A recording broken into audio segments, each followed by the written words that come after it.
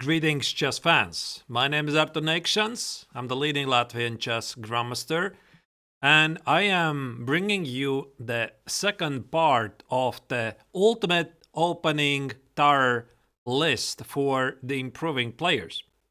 In this video, we're going to talk about the openings that you can play from the black's perspective, and I will attempt to rank them according to certain criteria. That being said, in case you missed the first part, the same video, the opening tier list from the white's perspective, check the link in the description. Also, this is where you're going to find the link to my advanced player study guide that I published on chess.com at the very end of year 2024, and I hope you're going to find it useful. So, what are going to be the criteria that I will use to rate the openings? Of course, I will try to be as objective as I can be, but definitely there will be moments when my opinion might differ from somebody else's opinion, and you're free to argue about that. Mainly, I will use the argument how the chess engine like Stockfish evaluates the position, and what is the practical use of the opening system, and like this unwritten popularity thing. So I'm in the chess professional circle. I know what openings are popular and what not. So I'll try to combine it together, but this time compared from the wise perspective, it was a bit more challenging. So 5 stars, this means the opening is top notch. It has the best reputation. 4 stars out of 5, it means that this is probably a really serious, worthy alternative, but occasionally it could become a bit risky. 3 stars is practically dangerous to play, and most of the time it means that white develops a strong initiative, or he has a strong center, but it is playable. 2 stars out of 5, black is just much worse, or perhaps even borderline losing. 1 star is just, what are you thinking? Yeah, so why would you play something like that when there's so many other interesting openings to play? All right, here we go. Let's start with the first in the list, and we're gonna start with the move e4, and I think we're gonna opt with the move e5. So here after e4, e5, white typically plays knight f3. By the way, about knight c3, about bishop c4, I talked in the opening tier list from the white's perspective. They're not really dangerous, like the Vienna. Black is doing fantastic, so you can go check out that video. In case I'm going to miss something, I apologize, but I try to include some of the most important openings so that you are aware which is good, which is not good. So here white plays knight f3, knight c6, and let's start to talk about the bishop c4. This so-called knight f6, or the two knights defense, it has a very good reputation. That's all you need to know. And the rash attack with knight g5, which at the club level very often leads to the so-called fry liver attack with knight e5, knight f7, or even d4. All of this is like pretty well documented, and black cannot play like this. But the point is, after d5, he takes on d5, knight a5, black has a fantastic reputation on this line. He is doing really great, has a full compensation for the pawn. And recently also there's a vibe of the move b5. The vibe is like black is doing great. And I think the theoretician Boris Avrok recently released a course on it, and he said that b5 is perfectly playable. I didn't really check it out, but I have analyzed this line a bit with chess engines, and I believe he's right. I mean, it's definitely a playable line. So either way, knight f6 is a pretty serious continuation, so I'm going to give it 5 stars out of 5. The other continuation here that black can play is Guccio Piano. Pardon my Italian, it's basically non-existent. This is the safer choice, and black essentially is avoiding the knight g5 attack, but I don't think that black should be afraid of it. So bishop c5, once again, is incredibly solid continuation. It's been around for a very long time, and that's why I'm going to give it 5 stars out of 5. If we go now to the Ra Lopez with bishop b5 here, after bishop b5, there's one defense that really stands out. That is the knight f6, the Berlin defense. I already mentioned this in the first part for white color, the ultimate tower list. It has a fantastic reputation, and this basically is since year 2000 when Kramnik beat Kasparov in the World Championship match, and ever since White has tried million ways to break this. So presumably the entire endgame after the show castle 94, a d4 96, Black is doing fantastic, and practice pros. It actually engine fully supports it. And also, that's why here there's some anti-Sicilians like bishop takes on c6 and d3, or d3 immediately. This is getting really popular, but ultimately, White doesn't really have a lot. So I don't really like myself the Berlin endgame. I gotta tell you this honestly, but I know it's very good. I definitely can appreciate that Black immediately gets to solve the opening problems, and he can outplay White in an endgame. So I'm going to give it 5 stars out of 5. The other serious alternative after the bishop b5 to Raul Lopez or the Spanish game is the a6. And I looked up. Actually, it's called the Morphy defense. You know, I didn't really know. I was always saying that a6 is just a Raul Lopez with a6. Again, this is a fantastic line with 5 stars. I'm not going to go into deeper explanation how rank separate lines like the Zaitsev variation, like the Archangelsk variation, like the Brave variation. These are top-notch choices. All you need to know, if you go for the main lines, this is 5 stars out of 5. So if you want to be serious player from the Black's perspective and you don't like immediately going for an endgame, you gotta go for the Morphy defense. So 5 stars. The other lines, sidelines that Raul Lopez might feature, I hope I got the names correct because I'm not very good with opening names. It's the cozy variation with 97 here.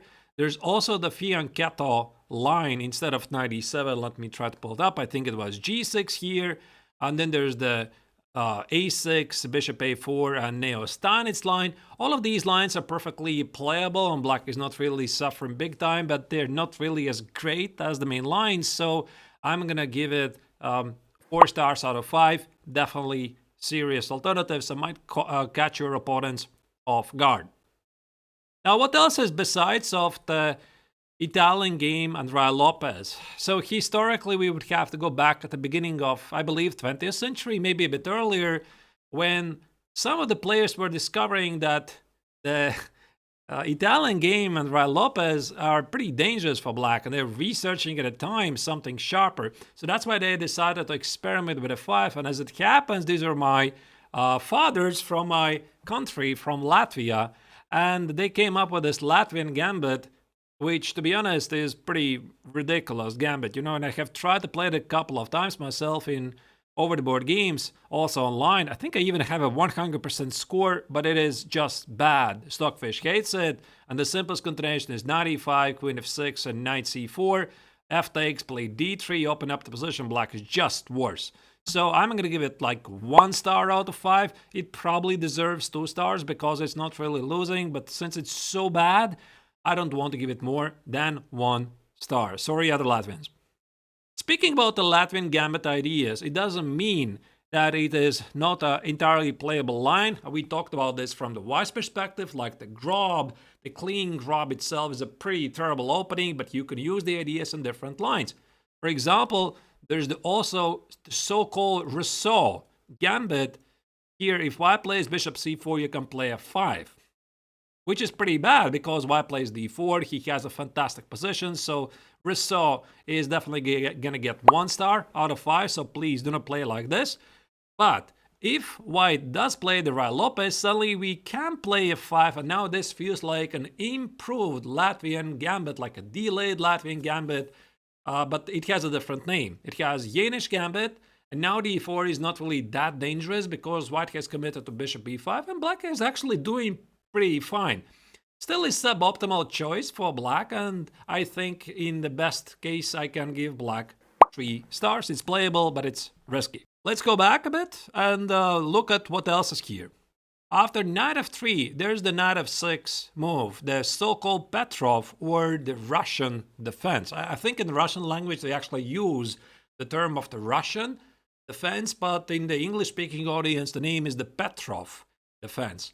It has a very, very solid reputation, and this is something you're going to see, especially at the highest level when super GMs are playing in high-level tournaments that need to equalize, but at club level, this is basically non-existent. People do not like to play for a draw, because if white is not in the mood, white can simply play after knight e4, queen e2, and queens are off the board with a completely symmetrical position. That's why probably it's not a big surprise, because up to date I have not really seen a lifetime repertoire on the Petrov defense. On Chessable, maybe there is in the making, but I haven't really noticed, and the point is the club level players are not really interested too much into it. Still, it's a very solid defense, and in case you're looking for something a bit sidelined, this might be the perfect choice for you. 4 stars out of 5. The other defense after this is after e4, e5, knight f3, black can play d6. This is the Philidor defense, and actually this is not really so bad because black has a pretty easy setup. After d4, the best is to take it, play knight f6, bishop e7, show castle, and then basically see what happens.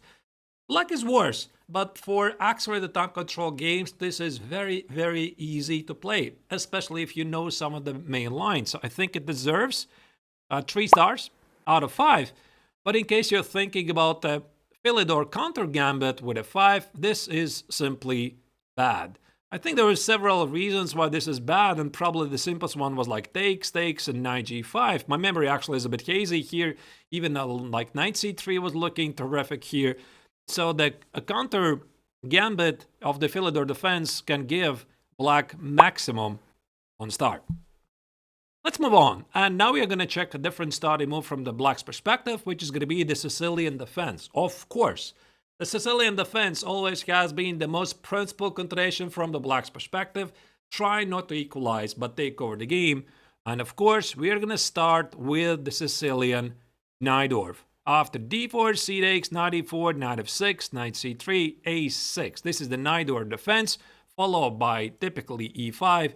It has a very rich history, it has a great reputation, but unfortunately it's also heavy research, and you would have to know literally a lot in this line. So since this is one of the most popular, most played defenses from the black's perspective, it is also heavily researched. Still, 5 stars out of 5, and definitely every ambitious player has played some Sicilian Najdorf at some point. Speaking about the Najdorf, there's a very similar setup in terms of the pawn structure. Black used to play e6, and this is the start of the Sicilian Scheveningen. I hope I pronounced it this time correctly, because every single time I was saying Scheveningen, some Dutch players would jump in and say, hey, you're not pronouncing Scheveningen correctly. So I looked it up. I hope I did it correctly this time. So this Scheveningen, unfortunately, is no longer around for a simple reason. White already has proven in practice he can develop a dangerous attack with g4, g5. This is what we call the Keres attack.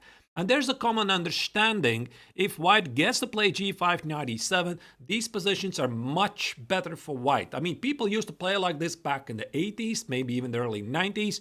Not anymore. Space advantage means a lot, even in open Sicilian.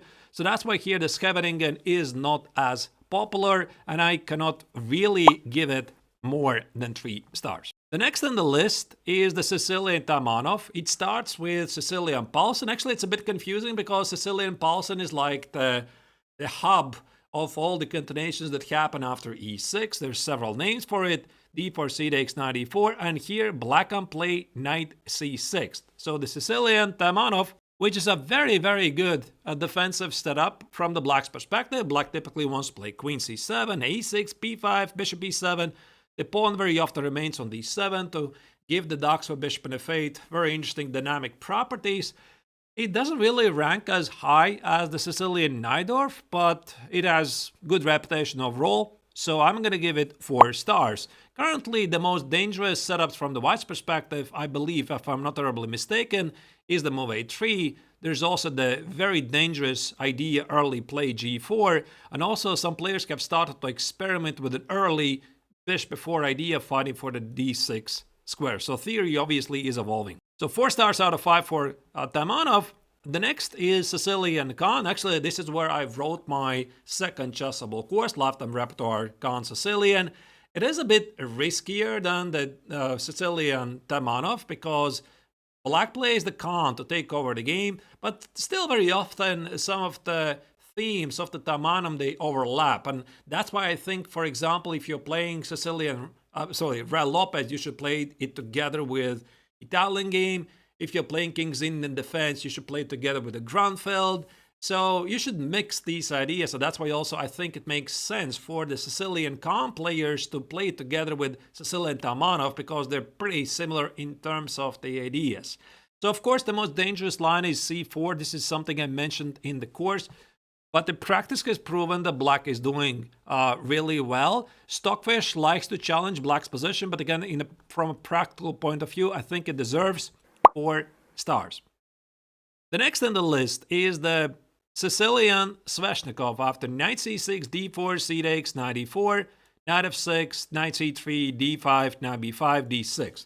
Now, when chess professionals saw this back in the 70s, presented by the Soviet grandmaster Yevgeny Sveshnikov, nobody took it seriously, because how can you weaken the d5 square just like that, especially since there's a bishop g5 move? And Yevgeny Leonidovich Sveshnikov spent decades trying to prove that this is a playable system, and guess what? Nowadays, this is the top-notch continuation from the Black's perspective. Probably we have to thank to the World Championship match between Magnus Carlsen and Fabiano Caruana back in 2018, when this was one of the major themes. So Black is doing fantastic here, and I'm going to give it 5 stars out of 5. The similar line, and by the way, it also makes sense if you are a Sicilian Sveshnikov player, it definitely makes sense to use a Kazan continuation, which is the Kalashnikov. And I'm not talking about the classical Kalashnikov, I'm talking about a Kalashnikov named after a chess player, not a gun, obviously. After knight b5 here, now Black doesn't play knight f6, he plays d6, and now there's different motifs, and the knight on g8 sometimes develops a bit differently. So there's some interesting nuances, but objectively, again, there's nothing wrong with the setup, and the engine fully supports it. Still, the reputation, people treat the Kalashnikov as something lesser as the Sveshnikov, and that's why I'm going to give it 4 stars out of 5. You probably also were not aware that here you can also play knight f6. This is a very rare continuation. It's called Sicilian Nimtsevich. Not a very popular line. I think at the highest level, there's one player who used to practice this 26 level 50 GM, Alexander Rakhmanov. Now remember him, he plays this regularly, even from the White's perspective, from Black's perspective, but the reputation of this line is that it's not really great. And the critical line is e5, knight d5, I believe it was knight c3, e6, and knight e4, and Black is struggling. Black is struggling to hold on. Stockfish says, why are you doing this? You should be doing this, but I mean, still with an accurate play, Black gets an interesting game, so I guess 3 stars is going to be fair. The next is the classical Sicilian, so we can probably start with knight c6, d4, c takes, knight e4, knight f6, knight c3, d6. Now, this setup has been around basically forever, but again, its reputation is that it can be quite clumsy, and I think it keeps changing all the time. It goes from a point where its evaluation is that Black is suffering to the evaluation where Black is doing great. So the point here is after bishop g5, e6, very often Black has a ruined pawn structure in the center. But again, serious practitioners prove that this is playable. Still, I cannot really give it 5 stars because it always has been somewhat lesser continuation than like the 9 dwarf or the Sveshnikov.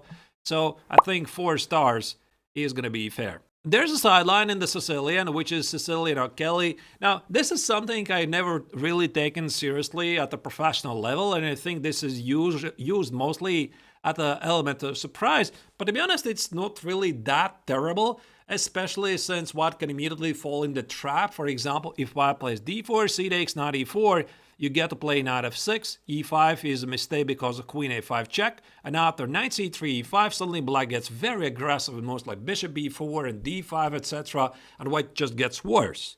So if White doesn't fall into this trap, then basically Black is committed to a6, and best case scenario, we can try to get to some sort of a Sicilian Khan. So there's like one trap exactly, and in other lines, a6 is not really a useful move. So I'm going to give it 3 stars out of 5, use at your caution. The next is the Sicilian Dragon. So I'm going to talk like the Sicilian Dragon and the classical a dragon. So the Sicilian dragon starts like this: d4, knight e4, knight f6, knight c3, and g6. This has a very rich history, but the current reputation is that at the highest level it's somewhat unplayable. And I'm not even sure which line. It's just being considered to be very dangerous. About 15 years ago, maybe 10, 15 years ago, there was a resurgence of the line's popularity, the highest level. People were once again testing it. Nowadays, nobody plays it. And the main reason why nobody plays it is the direct attack. I'm talking about this line. F3, pardon me if I'm not very accurate with the move order. Not queen d2. Bishop e3, knight c6, queen d2, bishop, let's say bishop d7, long castle, followed by h4, h5. This is considered to be very, very dangerous for black. And even though, of course, some practitioners like Wayne Jones, the very well-known grandmaster from England, he's one of the greatest practitioners of the line. He's trying to prove it's playable. I'm not going to argue with him, and it's probably playable. Still, the word is it's dangerous, and I cannot really give it more than 3 stars out of 5. Feel free to argue with me. The next in the list, I believe, is a better choice for black if he wants to go for the dragon setups, which is either the accelerated dragon with knight c6, d4, c6, knight e4, and g6, or hyper accelerated dragon, meaning you can play g6 right away. Now, there's definitely some drawbacks for both moves. For example, if you play knight c6, you need to watch out for the Rossalimo with bishop b5 and some other lines. If you play g6, you need to watch out for c3. But anyway, the big core idea, let's say we are playing knight c6, d4, c6, knight e4, g6, here, bishop g7, here, knight f6. White cannot set up the most dangerous setup with f3, bishop c4, and go for the h4, h5. Why? We have not committed to d6. And this one tempo changes quite a lot, and black gets a fully satisfactory game. Still, I believe white gets the better position most of the time, but without the direct attack. And that's why I'm going to give the accelerated and the hyper accelerated dragon 4 stars out of 5. Probably should have been like 3, but I think it deserves more. Let's go back and look at other defenses. There's also the French defense. Now, French defense is something I have to confess I have never played in my life. I just somehow don't feel these positions. And also at the highest level, for a very long time, especially in the modern ages, it was basically extinct. And it's now starting to get some comeback, like Magnus Carlsen, Fabi Caruana, Dingle Ren, Gukesh. Maybe it was Dingle Ren, not Gukesh, I don't remember. In the World Championship match, they recently played it. The French defense was one of the topics.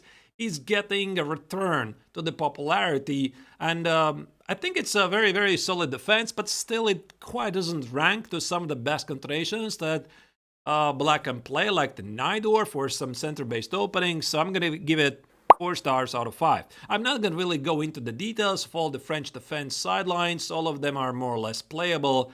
And so let's not go into that. The next is the Caro-Kann defense. Now, this at the professional level is much more popular than the French defense, and the reason is that black avoids the symmetrical pawn structure. Now, all you need to know that chess professionals are aiming for in open tournaments where they're playing against significantly underrated opponents is unbalanced game, so that the weaker player with white doesn't liquidate the game into a draw.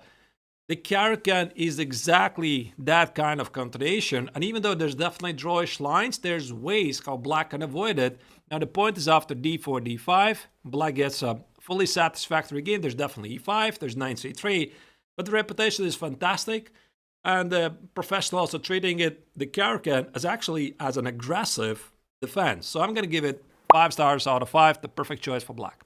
The next in the list is the Scandinavian defense. After this, after e4, we are going to play d5. And guess what? This is my 5th chessable course, the battle-tested Scandinavian defense that is set to be released either late May, early June of year 2025. I don't know yet the release date.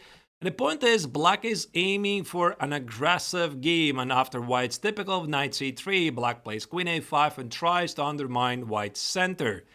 Now, throughout many years, the Scandinavian defense always has been considered to be a side weapon, as a niche weapon that can be used from time to generate some complexities.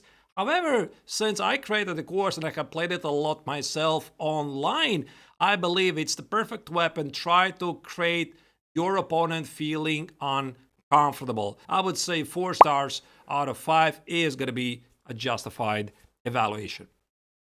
The next is the Pirt's defense. After e4, we can play d6, d4, knight f6, knight c3. This is typically how I play it, and g6. But this also makes perfect sense to combine it together with your King's Indian defense. After d4, you play knight f6, g6, bishop g7, play ready, but from the black's perspective. And again, there's nothing terribly wrong with this system, and I'm quite surprised that it's not used a bit more than it is currently.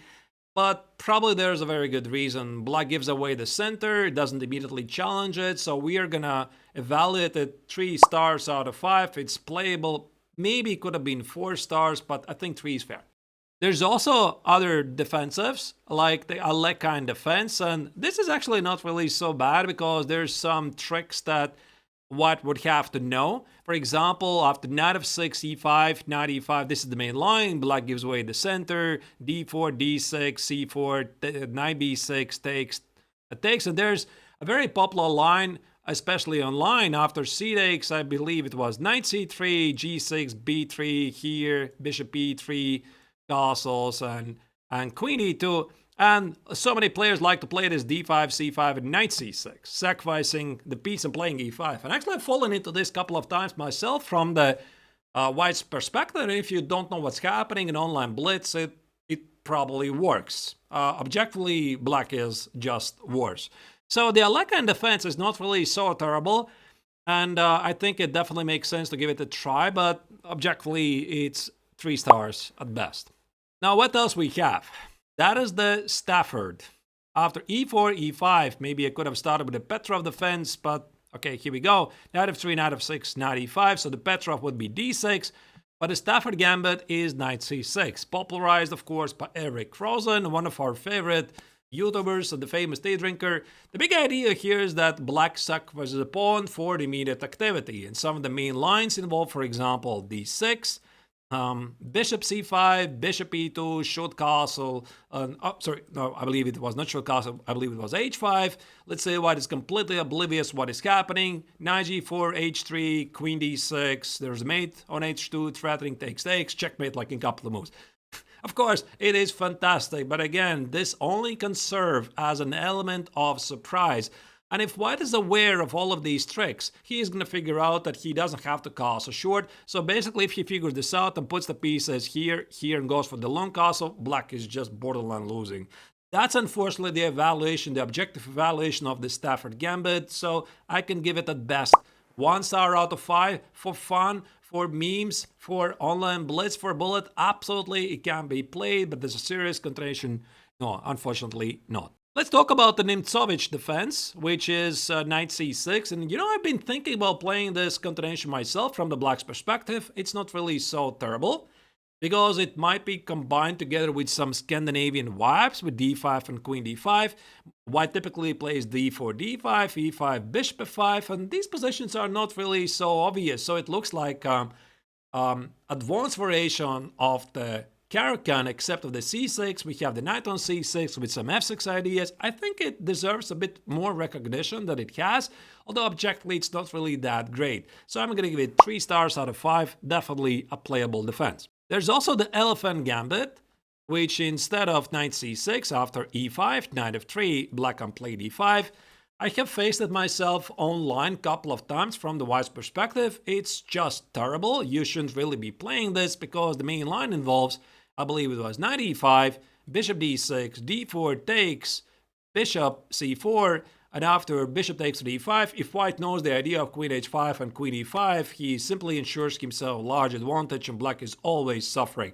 So it's really like a one sample line, but no serious players really are playing the Elephant Gambit for serious reasons. So 2 stars out of 5, and I'm being generous. Let's move on to the next starting move, and we are going to talk about d4. Now after d4, we are going to start to talk about the Queen's Gambit accepted, and I think that every player who plays the symmetrical Queen's Gambit move like d4, d5, and accepts a pawn on c4, it definitely makes sense to include it in your repertoire at some point, but its reputation is that it's not as good maybe I'm wrong, this is how I treat it, is not as good as Queen's Gambit declined, because white does keep the pressure in most of the lines. For example, there's this line with e4, e5, and knight f3, followed with some very interesting gambits, so black has to be pretty careful. Still, I think 4 stars out of 5 is reasonable, and if you're playing d4, d5, you should definitely consider having some Queen's Gambit accepted games. Speaking about d4, d5, c4, there's also the Baltic defense. I have not really seen it in practice, like basically at all. And if I'm not terribly mistaken, the big idea is to play bishop takes on b1, queen d5, hit the pawn on a2, and then somehow challenge white's center. It's just ridiculous because white has the center, white has the bishops, white has obviously no weaknesses, so 2 stars out of 5. Don't try this at home. There's the Chigorin defense with knight c6, which looks quite similar to the Neiksans defense after e4, knight c6, then playing d5, except we have a slightly different pawn formation. Again, it's not super popular. The big idea is anticipate white to take on d5 so that he can play e5 and bishop b4 for some very interesting lines, but objectively, the line is considered to be slightly dubious, so 3 stars out of 5, playable, but know that you are risking. One of the major continuations that black can choose against d4, d5, and c4 is to play the Queen's Gambit declined, which is the top-notch continuation. I'm not going to go really into details of the choices. There's the triangle, by the way, a pretty great setup. If white plays knight f3, c6, knight c3, you can try to take on c4. The reputation for black, it's great. It's doing really well. So the triangle definitely deserves some recognition. But I mean, alone, the Queen's Gambit decline, I think it deserves 5 stars out of 5, even for the fact alone that we have a Queen's Gambit Netflix TV series. Even though, yeah, in that TV series, I believe the world champion, he played the Albin counter Gambit. We're going to talk about it in a moment. But one of the most popular lines here is the so-called Rogozin system, or Rogozin defense with bishop b4. It's a pretty fantastic line from black's perspective. It's played at the highest level, and the lines are pretty complex. And if white is looking for the easy game, white plays queen a4, launches the black knight on c6, and somehow tries to persuade that he is doing slightly better because of this odd knight on c6. Still, the line is doing a pretty good results for black, and that's why 5 stars. The next is the Albin counter Gambit. This is what Mr. Bogrov played against the protagonist of the Queen's Gambit series. It's not a super serious continuation, and I was quite surprised that such a solid player as Bogrov played it in such a critical tournament phase. Element of surprise, but whatever. The best white can do here is just to take it, play knight f3, knight c6, play a3, b4, bishop b2, or knight e2, knight b3, and black is always struggling to keep equality even. So it's not a very serious line, and the best I can give it is 3 stars. Then we have the Slav and the semi-Slav defense. So essentially the difference is, this is the classical Slav with c6. White could play like knight f3, knight c6, and now it really depends what white does. Because if white is a bit annoyed with the threat of d takes on c4, because after knight c3, d takes on c4 is the big motive. With the knight on c3, you want to protect the pawn on c4 or sell it for the right price. That's the big idea. That's why white sometimes plays e3. Here, black typically plays bishop f5, plays e6, brings out the light square bishop, and tries to play solid chess. This is the Slav defense. It deserves 5 stars out of 5 because it is a very, very solid repertoire from the black's perspective, and you get a healthy development. The semi-Slav is after knight c3. So after knight c3, white says that your bishop f5 is now a mistake because white's going to take it, and queen b3, because of the pawn on b7 and pawn on d5, you have major problems to protect these pawns. That's why after knight c3, you would have to make up your mind and either play d takes on c4, which leads to a very sharp game, or e6, which is the semi-Slav defense. So you want to play most like knight e7, either bishop e7 or bishop d6, depending on the occasion. It feels like the colorless system with colorless reversed, but the reputation is black is great. 5 stars, completely deserved. The next on the list is the Tarrasch defense after e6, knight c3, c5. So this is the classical Tarrasch. And there's also the semi-Tarrasch. So the semi-Tarrasch would be, I think it would be started with knight f3, knight f6, knight c3, and c5. But to be honest, if you ask me how I treat what's a semi-Tarrasch, I have always treated c takes on d5, knight e5 being the semi-Tarrasch, because you don't get the Tarrasch ideas with the IQP in the center, and you're playing the position like a Grunfeld. So I was quite surprised actually to learn that this already is the semi-Tarrasch. Anyway, you don't really need to know perhaps all those details. Either you play the classical Tarrasch with e6 and, for example, here knight c3, c5, or the semi-Tarrasch. Its reputation is fantastic. Both lines have definitely deserved at least 4 stars. I was hesitating, maybe it deserves 5 stars. I think 4 is appropriate. 4 stars out of 5 for semi and the Tarrasch defense. The next in the list is the King's Indian defense, which always has been a very popular continuation from the black's perspective. Black plays g6, bishop g7, stops white's advancement with d6. Let's say white plays knight f3, show castle, and typically black wants to play e5. This is one of the oldest openings, and it's very, very easy to learn from the black's perspective, and that's why it alone already deserves 4 stars out of 5. However, what you need to know, it's basically coming extinct at the highest level. Some of the hardcore King's Indian defense players like Hikaru Nakamura, they don't even play it anymore, right? They have switched to some other openings, some more center-based openings. And I think it's mainly because of the fact that white enjoys a massive space advantage, and there's so many annoying systems that white can try to use against black. But at the club level, I still think it's a very, very decent continuation because of this simplicity, how easy it's to learn. So 4 stars out of 5, it's gotta be reasonable. Also, when we talk about the King's Indian defense, very often ambitious players combine it with the Grunfeld defense. And the Grunfeld is d5, and probably some of the most famous practitioners is Maxime Vachier-Lagrave. So he basically plays the Grunfeld and nothing else really. So black is doing fantastic. Black stops the e4 push. And you know, I was quite surprised when I talked with some Grunfeld experts at the GM level. I asked if the Grunfeld is considered to be the aggressive defense. They said, yes, it's aggressive, but very often it's also a drawing weapon, because at a good level, it leads to draw. So black plays aggressively to equalize the game. Still, I think the Grunfeld defense has a bit better reputation than the King's Indian defense. That's my humble opinion. So it deserves 5 stars, and definitely it makes sense to combine it together with your King's Indian defense. Let's talk about something more positional. After c4, we can play e6, and now white essentially has to choose what to do against it. If white plays knight c3, which is the sharper continuation, you play bishop b4. This is the Nimzo Indian defense, a line which has a very good reputation. You want to double the pawns. There's so many systems. You want to play like c5 or d5 or b6. All you need to know, black is doing fantastic in all the lines, so it's 5 stars. And instead, if white doesn't try to do that, if white plays knight f3, there's a slightly lesser played continuation, which is b6, which also makes sense to be combined together with your Nimzo. This is the Queen's Indian defense. At the moment, it's not really that popular, and there could be reasons like after g3, bishop b7, bishop g2. Basically here, bishop a6, nobody plays it today. I don't think it's that popular choice anymore.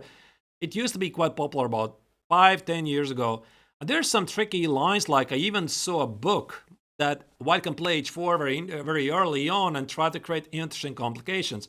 Anyway, the objective evaluation is that black is doing great, black is solid, but white is still slightly pushing, so I'm going to give it 4 stars out of 5. Then we have a very similar opening, which probably can transpose to some of the lines that you play, which is the Bogo Indian. And it is a much rare continuation compared with the Queen's Indian defense, but it is also pretty solid because black keeps the idea, for example, if you trade the bishops, black keeps the idea to put the queen on e7, play d6 and e5, and maybe combine some ideas of the Queen's Indian defense, and he's being rock solid. I mean, still, also there's after bishop d2, the move like a5, there's more like c5, try to take away the c3 square for the white knight. But at the pro level, it's considered to be sort of less than the classical Queen's Indian or some other lines. Again, I'm being subjective here, but still, I think it deserves 4 stars out of 5. It's pretty good line. The next is e5. which is the Budapest Gambit. And I think probably you have played it at least once as a mouse slip. So you want to play e6 and you get to play e5. Not a fantastic line. You sacrifice opponent and then you try to get it back. So the main line goes something like d takes, knight g4, knight f3, knight c6, and I'll try to remember what was the easiest choice here. A bishop f4, bishop b4, knight e2, queen e7, and if white is not really in the mood, he claims at least a bishop pair. Like a3, knight e5, knight e5, e3, and he gets the bishop. So like takes, and white has the bishops. So why would you want to go here? I don't know. But there's some very interesting traps in the Budapest Gambit. Sometimes in these positions, but not here, of course, black gets to play early rook a6 and rook h6, slide the rook towards the king side. So because of that, I'm going to give it still 3 stars out of 5. Speaking about the e5 push, there's the England Gambit. I don't think I have ever faced it in my life. It's a much, much worse version of the Budapest Gambit because the knight is not getting to g4, and after d takes, knight c6, knight f3, black will be struggling to get equality. Black is objectively much worse, so I don't really recommend this to anyone. I'm going to give it 1 star. I believe this is what it really deserves. And there's the Dutch. So I decided to divide the Dutch in 3 parts. The Leningrad Dutch, the classical line, for example, g3, knight f6, bishop g2 with g6. This is where I wrote my 4th course, Leningrad Dutch Simplified.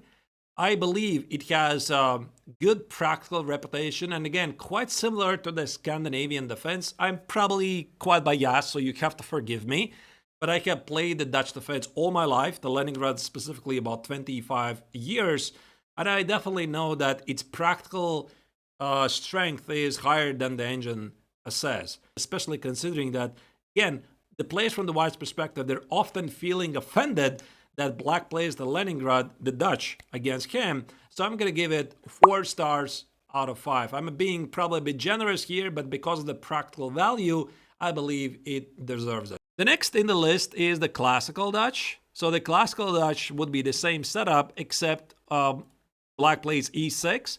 And this works really wonders if white includes early c4. For example, many players at the club level, they like to play c4, knight f6, they like to play knight c3, they like to play knight f3. Then this works like a charm. You want to take on c3, you want to play b6, bishop b7, and very often white just gets worse after the opening, which is of course fantastic. But if white is a bit better prepared, you are going to find that those positions are not as great as in the Leningrad Dutch. Still, I would say it makes sense to combine both openings, both the Leningrad and classical, but I would rate the classical Dutch a bit lower than the Leningrad, and I'm going to give it 3 stars out of 5. And then there's also the Stonewall. The Stonewall starts with e6, so you want to play d5, c6, and bishop d6. For example, knight c3, d5. Let's say white plays bishop f4, you play c6, white plays e3, you play either bishop b7 or bishop d6. This has been around for a long time, but still nowadays, basically, nobody plays, at least at a decent level, nobody plays the Stonewall as his main repertoire. So I wouldn't really recommend it as the main use, but there might be moments when you can use a better version of the Stonewall. For example, if you're playing the so-called triangle, c4, c6, knight f3, e6. So white is afraid of d takes on c4, he plays a3, and now you play f5. And white did not get out the bishop to f4, so this means you get like the perfect setup of the Stonewall position. If you get this, again, I think you're pretty fantastic from a practical standpoint. So I'm going to give the not the classical, but the Stonewall 3 stars out of 5. What else do we have? We have the Benko Gambit. The Benko Gambit typically starts with knight f6, c4, c5, d5, and b5, which is really great opening up to a certain rating. I don't really want to draw a line. 1500, maybe 1600. So if you know some of the core ideas and white knows nothing, you could score a lot of points. So the big idea is to open up the A file and B files, play g6, bishop g7, d6, and have a lot of activity at the queen side. But if you switch on the engine annihilates black. Like, it's extra point for no compensation whatsoever. So objectively, I think it deserves 2 points. I was thinking maybe 3, but since the engine really hates it, I think 2 points, 2 stars is going to be fair. The next is the Benoni. We're going to talk about the modern Benoni first. So after e6, knight c3, typically black wants to take it, play d6, play g6, bishop g7, a6, and get a rather unbalanced game. And some of the sharpest, most creative players in history of chess, they have played it, like Mikhail Tal, like Garry Kasparov, like the late Vugar Gashimov. So many creative players have played it. But again, it always has been sort of considered to be a risky continuation. I would even go as further and say it's more riskier than the Dutch. Because white very often develops a direct attack, which in the Dutch is not always the case. Because against the Dutch, the positional approach is considered to be the most dangerous approach. So I think 3 stars out of 5 is fair. Feel free to disagree with me on this. Then there's also the old Benoni. If black plays c5 immediately, and sometimes the players from the black's perspective, they don't really pay attention to the details. They think, what's the difference? I'm going to start with c5 and then play knight f6. There is a difference, because white can play d5, same idea, and except of c4, white can play knight c3 and e4. And this means black is just worse.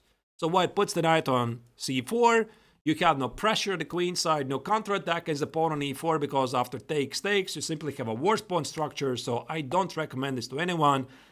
2 stars out of 5, I'm being generous. But there's one system I was seriously considering. If we talk about the Benoni lines, you can play the late Benoni system. I was seriously thinking about playing this myself at some point, with an idea. You start with c4, c5, d5, you play d6, you play g6, let's say white plays e4, white plays knight f3. There's some nuances, like you wait for white to castle short first, and let's say white does this, then you close the position, you play the position like the King's Indian defense, where white typically doesn't have this bionic counterattack at the queen side. Indicates it as usual, but from a practical point, I think black's position is pretty playable. So again, should be 3 stars, but because of practical application, I'm going to give it 4. Probably a bit too much, but I think it deserves it. Very similar to the Benoni is the Blumenfeld counter gambit. So we start like a Benoni. So here you see we can go for the Benko, we're going to go for the Benoni. Except here, if white plays knight f3, I think typically it's something like first like e6, like this. So now you play c5, white has to play d5, we play b5. This is the Blumenfeld counter gambit, which is considered to be slightly risky. Black sacrifice a pawn, but actually Engine says it's not so bad, right? So black has definitely a worse position, but there's definitely dynamics. So I thought 3 stars is probably fair.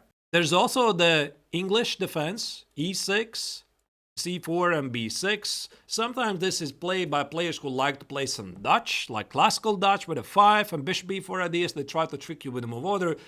But to be honest, why cannot just play e4, bishop b7, and something like knight e2? Because essentially this line is calling on tricks. Like after bishop d3, black is thinking about some bishop b4, f5 ideas, bishop g2 ideas. And if you are aware what white is trying to do, black is just worse. So I think 3 stars is probably a lot. It should be 2 stars, but again, let's stick it with 3 stars. There's a modern defense with g6, which can transpose to some tiger variation.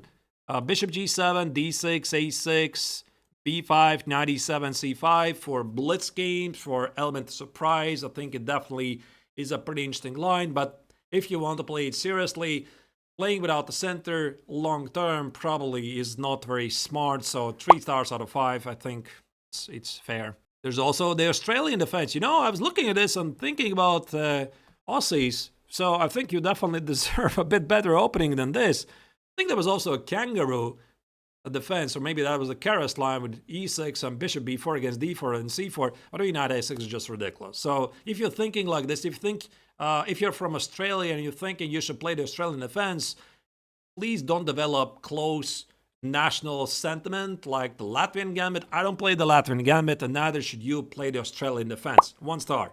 Don't try this. What else do we have? We have the Neo-Catalan or the Agincourt defense. Actually, I had to look up. What does it mean, Agincourt? Apparently, there was a fight some centuries ago. It was decades ago. No, I'm pretty sure it was centuries ago between the French and the British. And that's why the French is e6 and the British is c4, English against the French. That was quite news to me when I found it out. Either way, this is a very nice way to start your Queen's Gambit decline setup. You want to play e6, d5, knight f6, and it makes perfect sense to combine it with your Queen's Gambit declined. Very, very solid setup, 5 stars. Absolutely makes sense to play like this.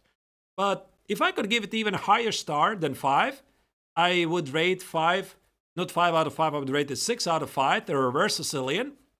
c4 e5, which was my maiden course on Chessable, the very first lifetime repertoire I wrote on Chessable. So you are essentially mirroring the Sicilian defense from the Black's perspective. And I truly believe this is the most principled way to play against English opening. And that's why many players from the White's perspective, they're a bit hesitant to play c4 because they know that e5 might be incoming. So it alone deserves 5 stars out of 5. And one of the main lines I'm a very big fan of, for example, the 4 knights line in g3, this is the so-called Grishuk system with bishop g2 and bishop c5. So if you're curious about what system to play, I strongly recommend this one. It's really great. There are some sidelines, so 5 stars by the way, I think I already said it. There's also some sidelines, and there's a very popular line that White started to play knight f3. And this is something I talk about in one of my previous boot camps, the English opening. The number I already forgot. I'm going to post a link in the description. I talked about why White plays knight f3 and knight c3. Historically, there's a very good reason. And there's this so-called Adiban gambit. After e4, knight g5, the Indian grandmaster Adiban Bhaskaran came up with a very, very interesting way to get a good game with c6. So the point is, after knight e4 here, d5, Black gets a lot of activity. Black is down a pawn, but if White doesn't know what he's doing, he might be not getting after the opening. So this is pretty fantastic stuff, and I think it deserves 4 stars out of 5 because also the engine says it's fully playable and the compensation is great.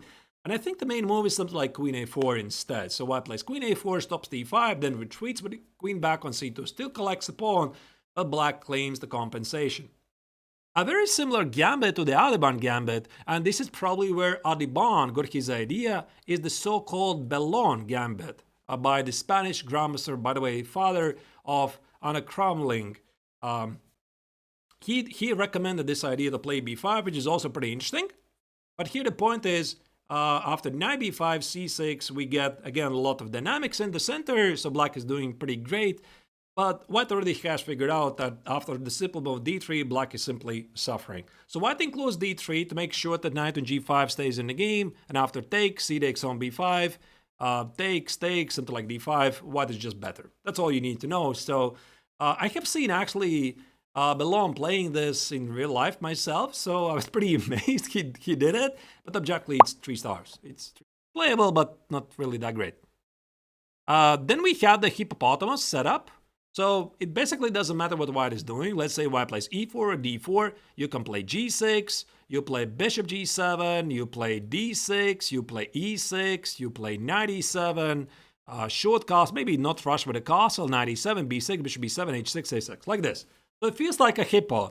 And I think the other day I saw a playlist on Chess Pro's channel where, was it Eric, who was making a lot of videos with the hippo setup. I think it's pretty great practical weapon, especially in the blitz time control, but there's a serious consideration for the improver players.